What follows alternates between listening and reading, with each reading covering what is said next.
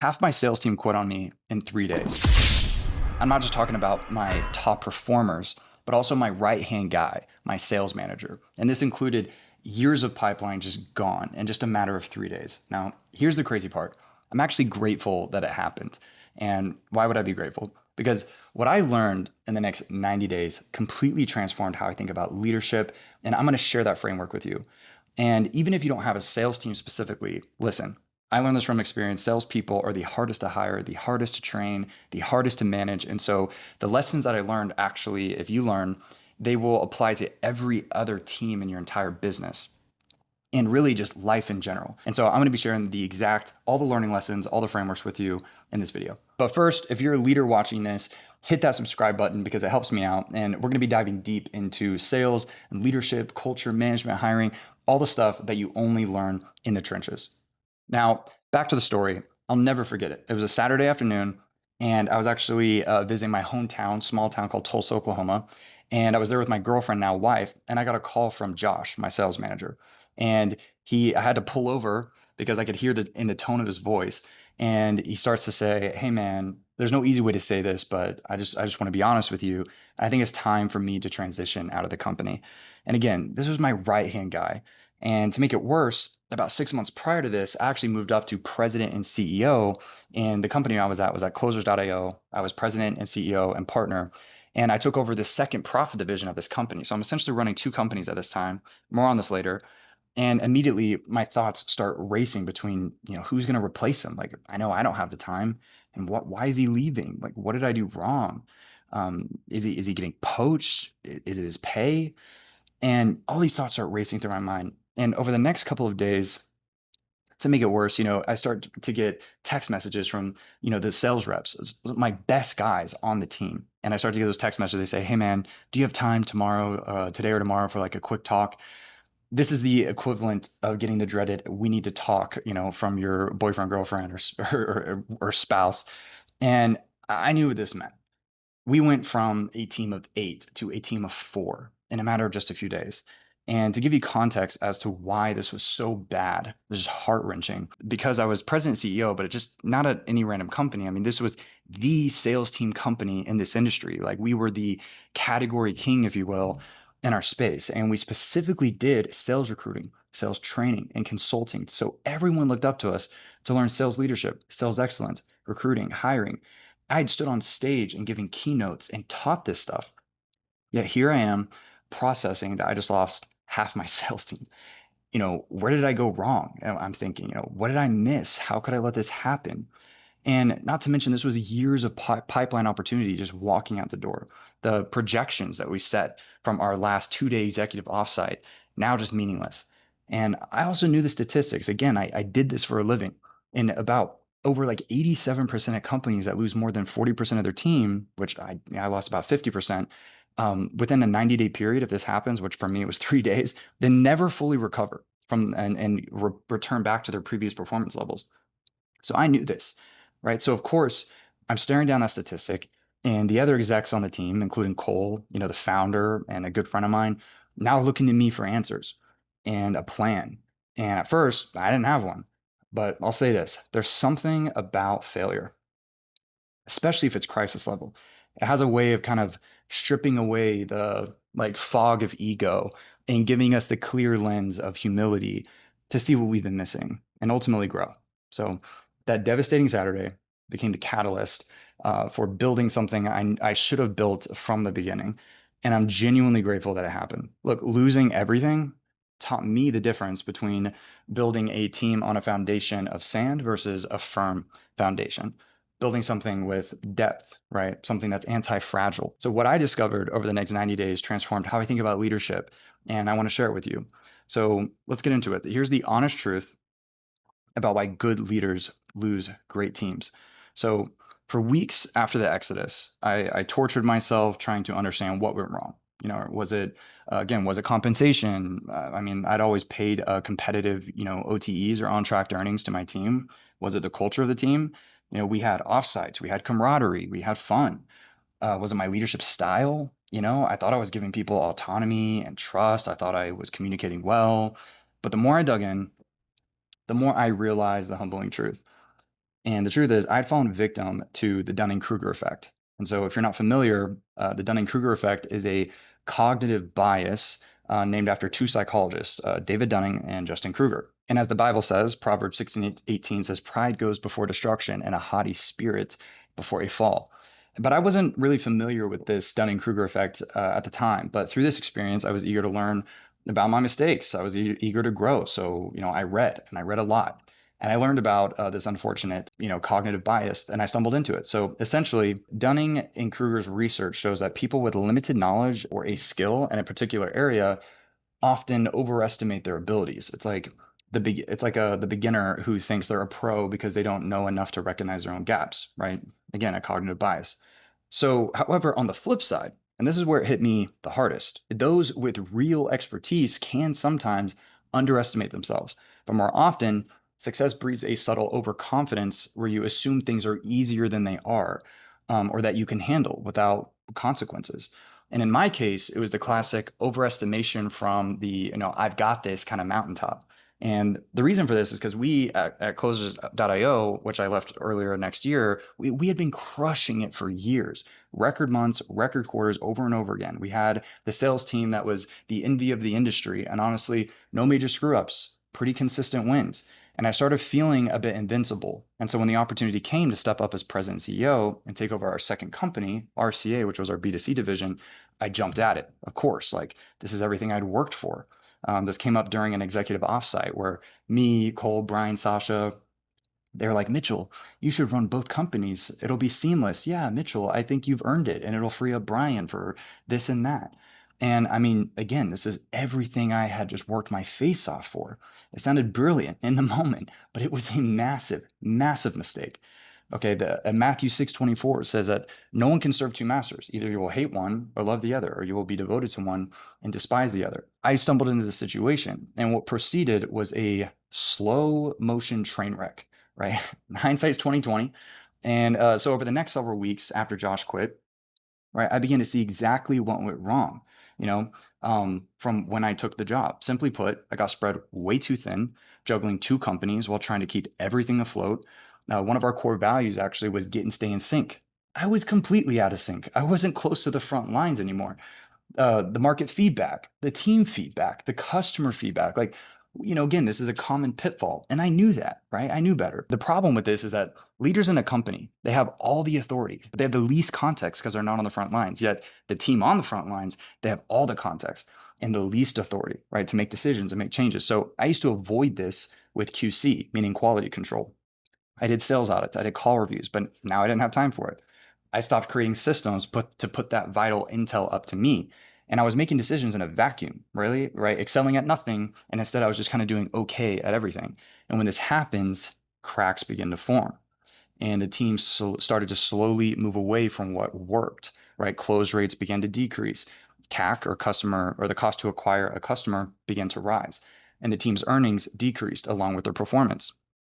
And then the gossip mill kicks in, right? Because I didn't communicate as to why it was happening. And remember, silence fills itself. And so if you don't communicate a narrative, whether right or wrong, it will form.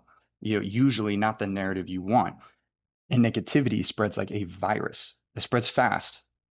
Eventually, right, Josh quits, then the rest of the team. And looking back, I could see the kind of collateral damage, if you will, that I could have prevented. So what did I do about it? Because now it was up to me to fix it. And I did, right? But in about 90 days, I not only learned all of these hard lessons, but I did turn the team around and I rebuilt with the help of my team. We did this in about 90 days. And I'm going to share with you exactly what I did and what I could have done to prevent the exodus in the first place, right? So I kind of came to call this the sales team resurrection framework, essentially how to build an anti-fragile team. So this is the framework that helped me to save the company and has since helped dozens of other leaders navigate similar crises. And so it kind of starts with what you might think is a counterintuitive principle, but it makes sense. Build the vehicle before you add new passengers. In other words, step one is to stop the bleeding, right? Look, if there's smoke, there's fire. So I was caught off guard with this whole mess, but I at least was aware enough to know that the reps that hadn't left were probably getting there, right, mentally. So immediately what I did is I got on one-on-ones with each one of them right away to kind of temp check, right, to get the feedback and make sure, they weren't about to quit. And similar to how, I would put an employee on a performance improvement plan, right? PIP, I put a PIP on myself, right? For them, in other words. And so I said to them, look, if I just fired you without any prior communication, right? Would that be fair to you? Like I would always want to over communicate to you if you were anywhere close to termination. And in a similar way, I'd want you to over communicate to me if you're close to leaving, right? Is that fair? Right. So honestly, where are you at right now mentally? And we had brutally honest conversations. I listened to them, I put a plan together, and I asked them for 60 days to just make these changes. Right. And they agreed. So gave me some time. I knew they weren't going to go. Step two, I need to find the root problem. Right. So remember this.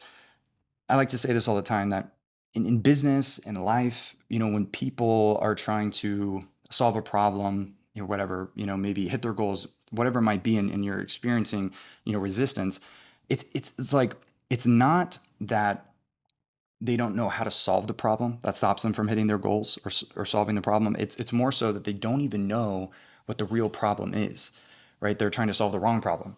And so if you misdiagnose, right, you mistreat. And so I needed to understand exactly what was going on with the close rates, with the performance, so on and so forth. And so I conducted a brutal audit of what actually caused this mass exodus.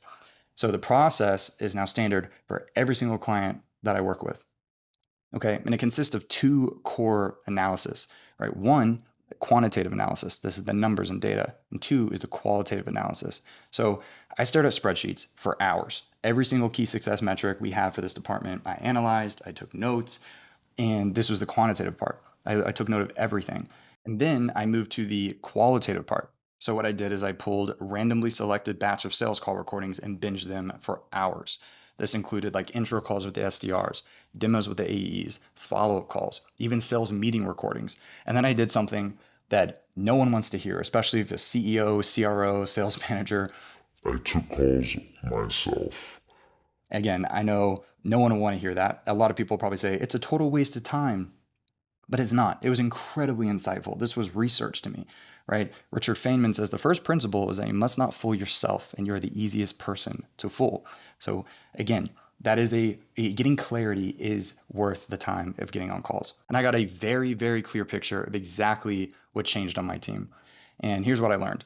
Number one is I noticed that the general avatar the sales team was talking to had slowly kind of drifted from who we used to talk to about a year ago. It's not necessarily a bad thing, but it definitely needed to adjust the pitch to, the sales process to accommodate. And the whole team also felt very siloed. And so I initiated weekly sales meetings where the fulfillment team would come on and get in sync with the sales team, and they would give each other feedback, and they would understand what's happening with clients after they get onboarded, and so on and so forth. And number three is I noticed a lot of deals were getting lost in the follow-up specifically, meaning we had initial demo and they couldn't quite get them across the line on that call. And so deals were dropping off. And so I hyper focused on fixing the pitch, number one, but also the follow-up system, right? How the team are following up, calls, texts, emails. We did regular pipeline reviews and the sort, and that solved that leak. Now, step three was reset the culture, because all of these changes I was making, it all would have been in vain if the culture didn't change. And I've written about culture a lot, and I've made trainings on it and things like that. And so I won't spend a lot of time on this specifically on why culture is so important. But just know this: how your team works together, right? How the team dynamic, the organizational health, is predicated on beliefs and narratives. All right. So if you want to change the culture on your team, right, you to a resilient team, a high performing team, and somewhere that pulls the best out of people, you have to change the beliefs and the narratives that they believe. So that same week that I took over the team, I called a reset huddle. And the only time we could make this work was on a Sunday afternoon. And we got clear on a few things on individual targets, right? Not just their sales targets, but individual targets. What were their goals? Calendar tweaks, right?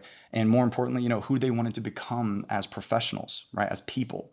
And so, the prep work included similar to an agenda at an offsite, but it was just more brief. So it was like a 90-day review, right? Their calls booked, how many closes, the upfront cash collected.